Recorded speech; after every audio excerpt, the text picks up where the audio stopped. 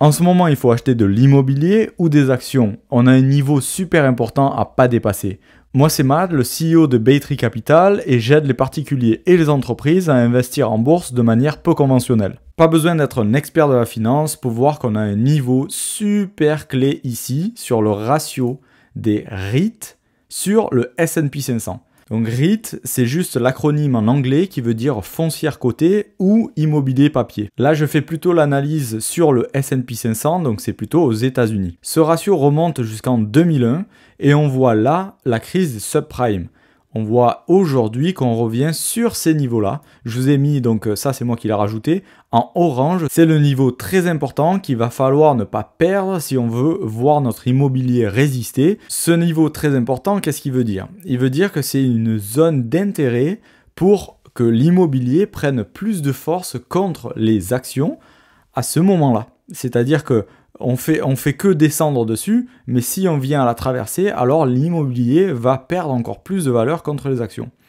Et si on voit le prix rebondir sur cette droite-là que j'ai tracée, alors ça voudra dire que cette zone d'intérêt a été très forte et qu'on veut faire repartir l'immobilier à la hausse. Je sais que ça peut paraître bizarre parce qu'on pense que l'immobilier est déjà une bulle et que ça va se cracher, mais ce graphique potentiellement indiquerait qu'on va venir rebondir dessus. Après, c'est peut-être juste un rebond, mais pas une tendance soutenable.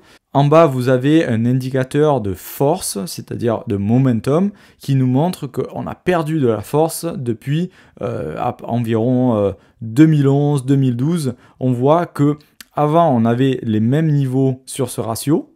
Vous voyez que c'est sensiblement le même niveau et que ici, on fait que descendre. On fait des plus hauts de plus en plus bas. Et là, potentiellement, est-ce qu'on se retournerait et enfin reprendre un momentum positif, c'est-à-dire un peu de force dans ce ratio, donc c'est-à-dire un peu plus de force du côté des prix de l'immobilier comparé à celui des actions, donc du S&P 500. On passe sur mon algorithme en un mois et on voit qu'on a déclenché ici des achats, des signaux de dip, c'est-à-dire des signaux qui montrent un potentiel bas de marché, qui se sont déclenchés voilà, dans cette zone. Alors ça, plus ça, potentiellement, on a des chances ou des probabilités, dans notre camp, de voir un rebond. Après, si ça commence à traverser comme dans du beurre et à descendre vers les plus bas historiques de ce ratio, parce qu'on a quand même l'immobilier qui avait continué, ça n'a pas commencé en 2001. Hein.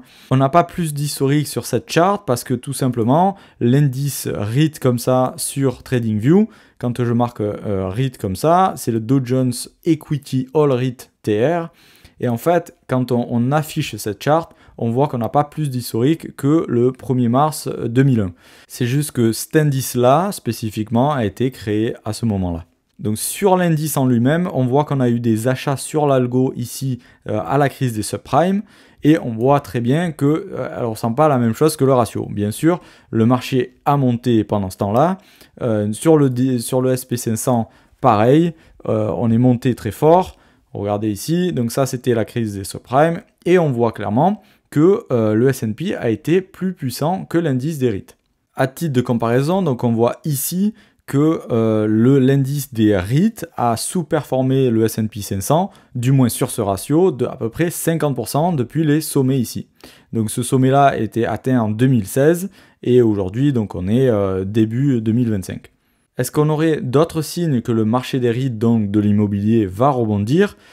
Ici, avec mon algorithme, on voit qu'on a un signal de bottom de marché qui s'est déclenché en 2 jours ici. Donc c'est assez agressif comme approche, j'ai envie de dire.